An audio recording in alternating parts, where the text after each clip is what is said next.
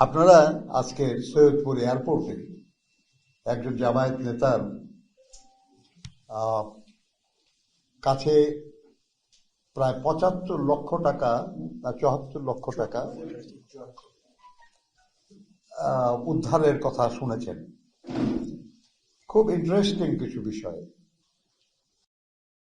তাদের দলের পক্ষ থেকে বলা হয়েছে যে এটা তার ব্যবসার টাকা, কিন্তু আপনাদের এই মিডিয়া এসছে যে তিনি কোনো ব্যবসায়ী না, তিনি একজন কর্মজীবী মানুষ এবং তার বার্ষিক ইনকাম, যেটা তিনি তার ইনকাম ট্যাক্স রিটার্নে দেখিয়েছেন, এই ইনকাম ট্যাক্স রিটার্ন তার জাতীয় রাজস্ব বোর্ডে পেশ করা, সেটাতে দেখা যাচ্ছে যে তার বার্ষিক উপার্জন ৪,৬৩,৪৮৬ টাকা এবং তিনি ন্যূনতম কর যেটা ৩,০০০ টাকা মাত্র আয়কর দিয়েছেন।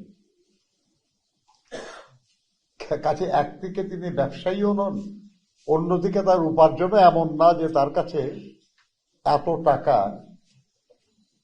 ভ্রমণের সময় থাকতে পারে। ফলে এটা একটু দুঃখজনক আর কি, যে যারা খুব নীতির কথা বলেন, সৎ মানুষের কথা বলেন, এসব তাদের একজন নেতা বা তার পক্ষে তার দলের কিছু মানুষ, তারা এমন সব কথা বলেন যে কথা যুক্তিগ্রাহ্য না।